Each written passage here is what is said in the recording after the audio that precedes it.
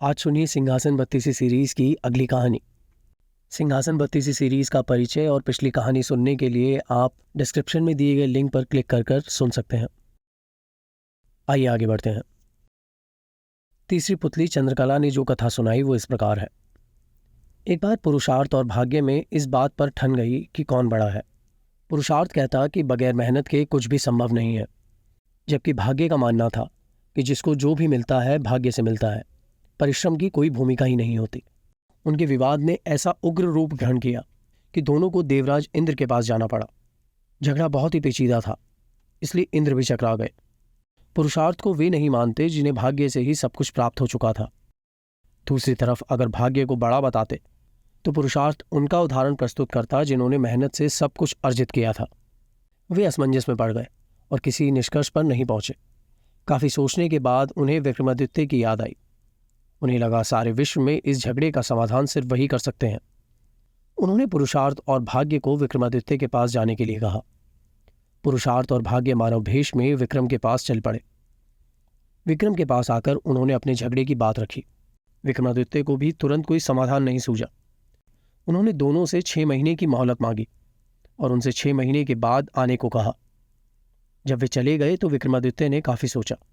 जब वे किसी निष्कर्ष पर नहीं पहुंच सके तो उन्होंने सामान्य जनता के बीच भेष बदलकर घूमना शुरू किया। काफी घूमने के बाद जब कोई संतोषजनक हल नहीं खोज पाए तो दूसरे राज्यों में भी घूमने का निर्णय किया। काफी भटकने के बाद जब कोई समाधान नहीं निकला तो उन्होंने एक व्यापारी के यहाँ नौकरी कर ली।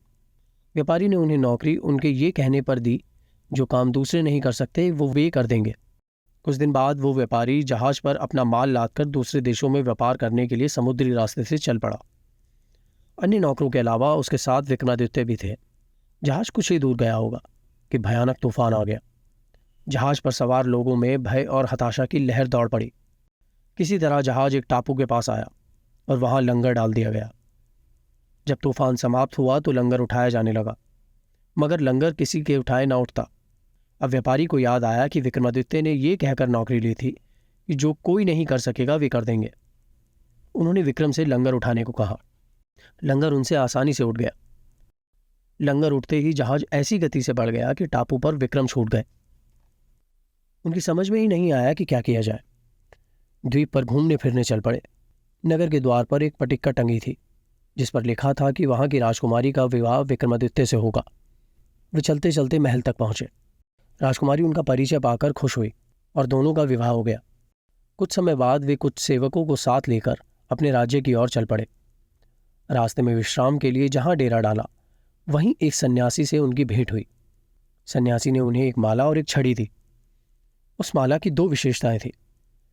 उसे पहनने वाला अदृश्य होकर सब कुछ देख सकता था तथा गले में माला रहने पर उसका हर कार्य सिद्ध हो जाता। छड़ी से उसका मालिक सोने के पूर्व कोई भी आभूषण मांग सकता था। सन्यासी को धन्यवाद देकर विक्रम अपने राज्य लौटे। एक उद्यान में ठहरकर संग आए सेवकों को वापस भेज दिया तथा अपनी पत्नी को संदेश भिजवाया कि शीघ्र ही वे उसे अपने राज्य बुलवा लेंगे। उद्यान में ही उनकी भेंट एक ब्राह्मण और एक भाट से हुई। वे दोनों काफी समय से उस उद्यान की देखभाल कर रहे थे। उन्हें आशा थी कि उनके राजा कभी उनकी सुध लेंगे तथा उनकी विपन्नता को दूर करेंगे। विक्रम पसीज गए।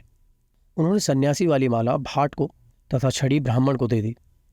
ऐसी अमूल्य चीजें पाकर दोनों धन्य हुए और विक्रम का गुणगान करते हुए चले गए।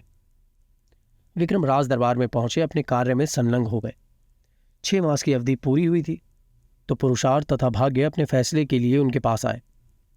विक्रम ने उन्हें बताया कि वे एक दूसरे के पूरक हैं। उन्हें छड़ी और माला का उदाहरण दिया। जो छड़ी और माला उन्हें भाग्य से सन्यासी से प्राप्त हुई थी उन्हें ब्राह्मण और भाट ने पुरुषार्थ से प्राप्त किया। पुरुषार्थ और भाग्य पूरी तरह संतुष्ट होकर वहां से चले गए। दोस्तों, आप सुन रहे थे सिंहासन बत्तीसी सीरीज की कहानी। अगली कहानी सुनने के लिए हमारे साथ बने रहें। धन्यवाद।